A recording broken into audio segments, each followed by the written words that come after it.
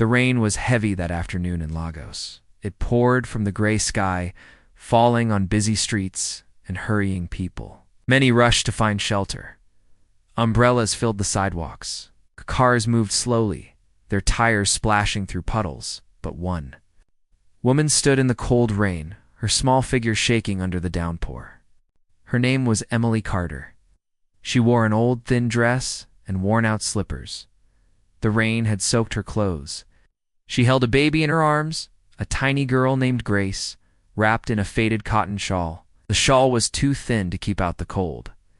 Emily's lips were shaking. She looked weak, tired. Her face was pale. She whispered softly to passers-by, "Please, anything for my baby." Her voice was full of sadness, like she had been crying for many nights.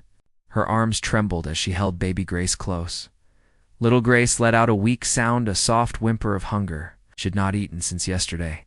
Her small cheeks were thin. Her mother rocked her gently, trying to keep her warm. Emily's eyes searched the faces of the people walking past. Some stared at her, then quickly looked away. Others did not even see her. She stood in that spot as if hope had glued her feet to the ground. She could not leave, not yet. A few steps away, two young men stood under a small shop awning, watching her. One shook his head. "She's probably lying," he whispered. "I heard some women even borrow babies to beg." Emily heard the words, but said nothing. She only hugged Grace tighter and whispered to her baby, "It's okay, sweetheart. Mommy will find help. Just wait a little longer." But inside, Emily was full of worry. She had not eaten. And now, the rain soaked them both. Far down the street, a shiny black SUV slowly drove through the rain. The car looked expensive and new. Inside the back seat sat a man named Jonathan Blake. He was 36 years old, the founder of a famous tech company called Blake Technologies. Jonathan was one of the richest young men in Nigeria. Today, he was on his way to an important meeting with foreign investors. This deal could make his company even bigger, across all of West Africa. He had not looked out of the window all morning. He had been thinking about the meeting. But now, something caught his eye. Through the rain-covered glass, he saw a young woman standing alone in the rain. Her dress was wet, her slippers broken. In her arms, she held a tiny baby. She looked so helpless, so desperate. Something in that moment touched Jonathan's heart. He felt a deep sadness for this woman and her child. He leaned forward quickly. "Stop the car," he told the driver. "Sir?" the driver asked. "Stop the car. Pull over." The driver stopped the SUV. Jonathan opened the door and stepped out into the rain. He did not wait for an umbrella. Rain soaked his expensive suit, but he didn't care. He walked toward the young woman. Emily didn't notice him at first. She was too busy rocking her baby and whispering soft lullabies. Her voice was weak. Her legs trembled from hunger and cold. Then she saw him. A tall man in a wet gray suit stood in front of her, blocking the rain. Her heart raced. Was he going to tell her to move? Was he angry? But instead he spoke gently. "Good morning," he said. His voice was calm. His eyes were kind. Emily blinked. "Surprised? Morning, sir," she answered in a soft voice. Jonathan looked at the small baby in her arms. "What is her name?" he asked. "Grace," Emily whispered. "Has she eaten today?" Emily looked down, ashamed. "No, sir. Not since yesterday." "And you?" he asked. "I just want something for her," Emily replied. "I'm fine." Jonathan was silent for a moment. Then he said, "Come with me." Emily hesitated. Her mind was full of questions. Who was this man? Could she trust him? But then she looked at Grace, her pale face, her small body so still. She had to try. Slowly, she nodded. Jonathan led her to his car. The driver opened the door. Emily climbed in, holding Grace close. Her heart beat fast. Jonathan sat beside her, but kept a little space between them. The inside of the SUV smelled of leather and cologne. It was warm. Emily looked at Grace. The baby's tiny hands were still. She seemed too weak to even cry. Jonathan handed Emily a clean towel. "For the baby," he said. "Thank you, sir," Emily whispered. Her fingers shook as she wiped Grace's face and wrapped her tighter. "What is your name?" Jonathan asked. "Emily Carter." "Where do you live?" he asked again. Emily looked down. "We don't have a home, sir. We sleep wherever we can find a dry spot." Jonathan nodded. "We're going to get you something warm to eat," he said. "Then I'll help you find somewhere safe." Emily stared at him, tears in her eyes. "Really, sir?" "Yes," Jonathan said. "You're not alone anymore." Soon, the SUV stopped in front of a small restaurant. Jonathan stepped out, his shoes soaked. He opened the door for Emily. "Come," he said. "Let's get you both warm." Inside the restaurant, the smell of food filled the air. Emily's stomach turned. She had not eaten in 2 days.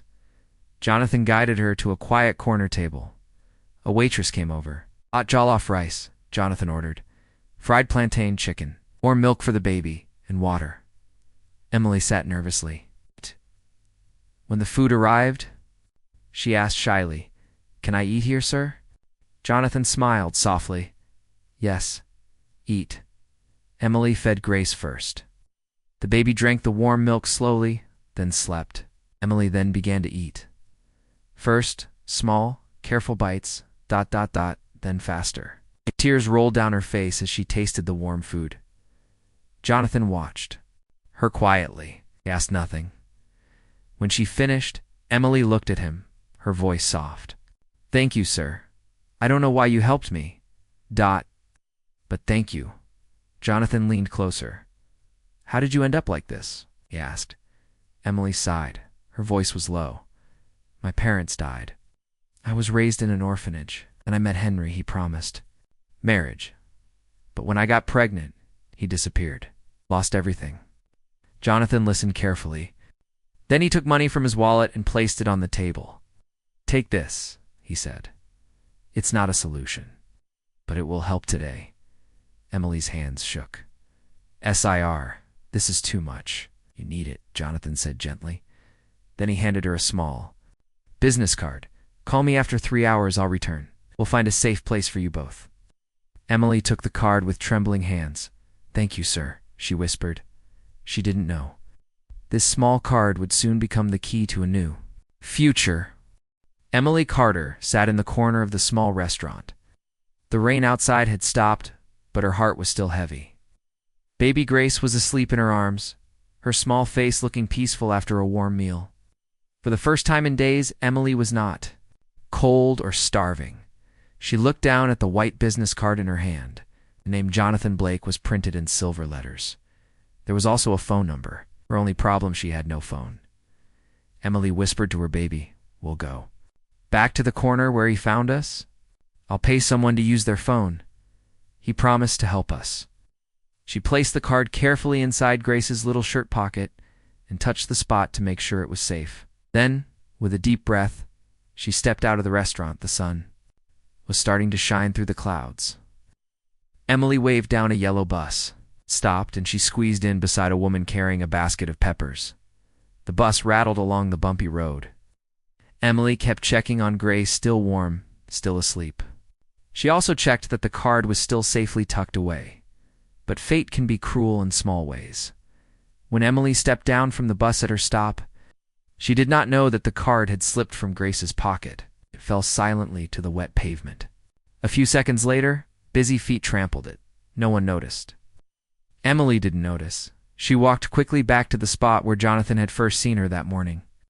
The same small shop was there, with its faded Coca-Cola sign.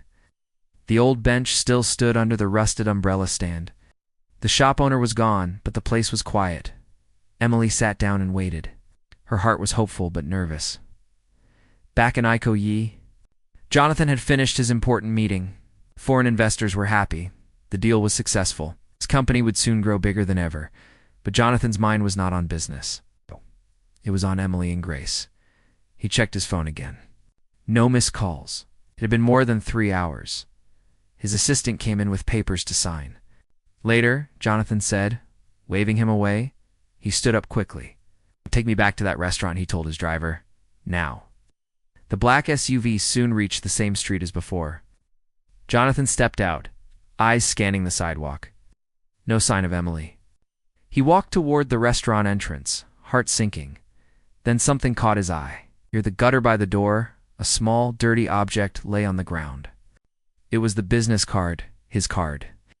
Wet, muddy, but still readable. His heart clenched. She hadn't called because she had lost it. She's still out there, Jonathan thought. Waiting. He jumped back into the SUV. Drive to that corner, he told the driver, where I first saw her. Minutes later, the car pulled up near the old shop. Jonathan stepped out, eyes searching. And there she was, sitting on the bench, holding Grace close, rocking her gently. Her eyes looked tired but full of hope. Jonathan walked straight toward her. Emily's eyes widened in surprise. She stood up quickly. Sir, I'm sorry. I lost the card. I was waiting here to find a phone, but Jonathan smiled softly. It's okay. I found the card. You did nothing wrong. Tears filled Emily's eyes. She held Grace tighter. Jonathan looked at her kindly. Come, he said. Let's get you and Grace somewhere safe. Emily followed him to the SUV. This time she didn't feel afraid. Inside the car, Jonathan handed her a warm blanket. Wrap the baby well, he said. As the car drove through the city, Jonathan made a call. Hello, Sister Maria. Yes. I need a safe place for a young mother and her child. The SUV soon stopped in front of a large, clean building. It was a women's shelter run by Sister Maria, a kind-hearted nun known for helping women in need. Sister Maria greeted them warmly. Jonathan explained everything. Please, help them. I will cover all the costs.